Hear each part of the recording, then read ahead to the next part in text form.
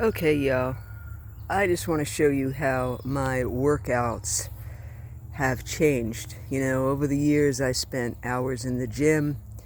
I taught aerobics. I lost 98 pounds doing P90X and lifting weights. This right here's my workout, my kind of workout now. I just use this broad fork. I'm so happy with this broad fork. Instead of a spade, I use the broad fork, no till, and I knocked this bed out. It's about 16 by 20, and you can see my asparagus bed is beyond it, and beyond that is our old play equipment that we transformed into a chicken coop. And yeah, this is my kind of workout. Moving my body, working it hard, and making goals and steps for our food garden, our food forest. And this bed hadn't been touched in 10 years, and now I still have to sift through all this dirt that I collected, made a berm with, because it still has a bunch of the plastic. And I just want to show you one other lesson that I got today. So I was checking out, and the reason that I'm letting the wildflower garden go, this has died out, and it'll come back. It comes back every year, but I let it get overgrown. I'm going to tear it all down because we're getting ready to empty the septic. It's been about 10 years, and it's time. But I want to show you habits in your life.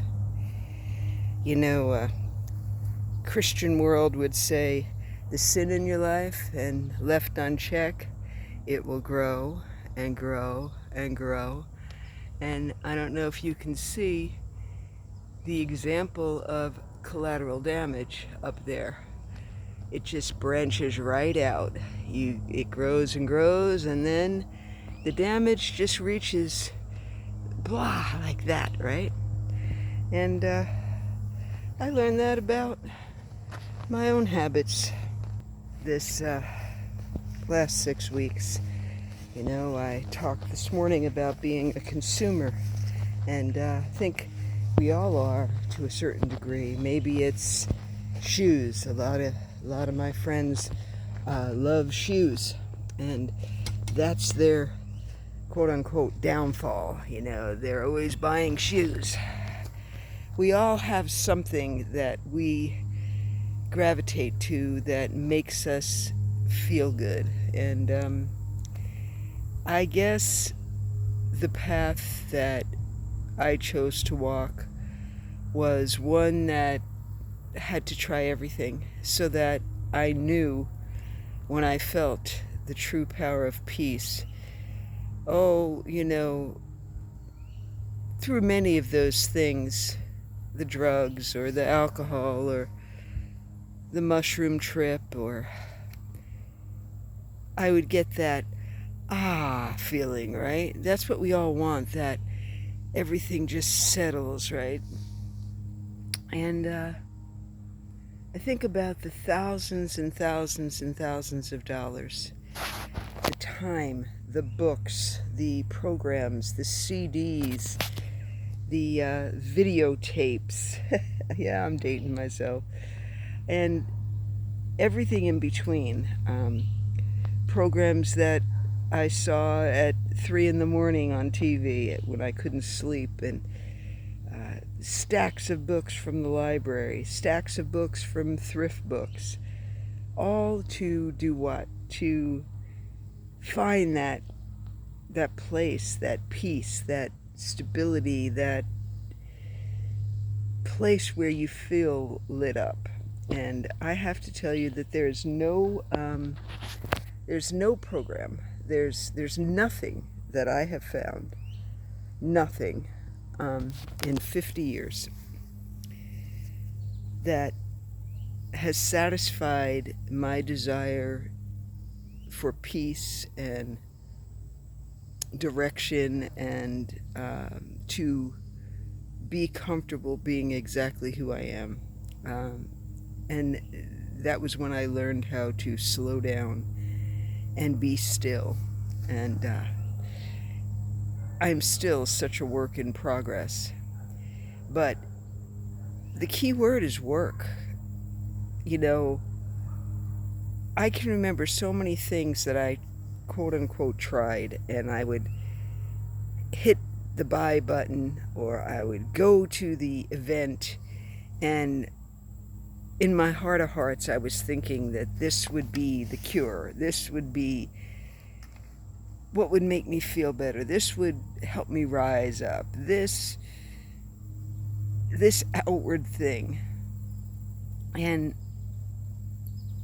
it's all a sham, man. It's all um, I just think of all the uh, certifications that I've received over my life, and it's ridiculous. It's just a piece of paper. If you don't do the work, if you don't sit and decide that you want to be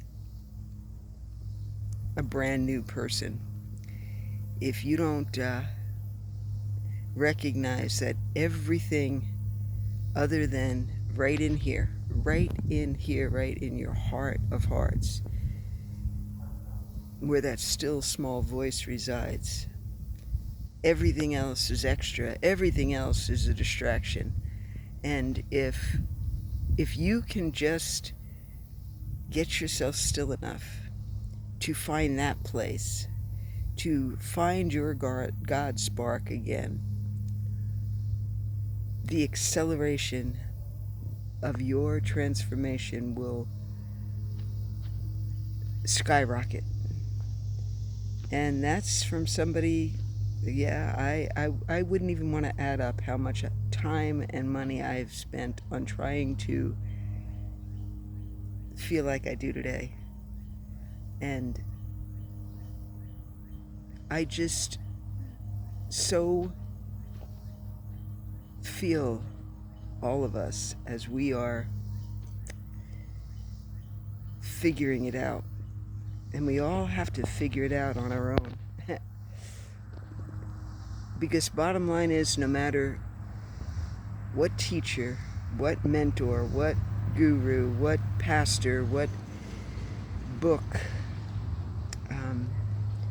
and this is from somebody that has read the Bible every single day for 41 years,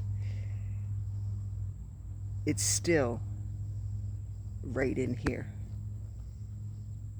Even without that book, the answers are right in here. So I love the dance of transformation. It's incredible. It's a cornucopia of ways and modalities and songs and poems and books. And Earth School is an incredible adventure, and you can either piss and moan about it. I did that for a lot of my life. Why is this happening? And instead you can start saying, man, thank you. Thank you for this pain. Thank you for this challenge. Thank you for this stepping out of the boat. I don't know where it's going to go, and I might sink. I might drown. And yet you still do it. It's an incredible time to be on the planet. And even though it's been a hard 6 weeks, I'm so blessed to be here. Like the Wookiefoot song, I'm so happy to be here.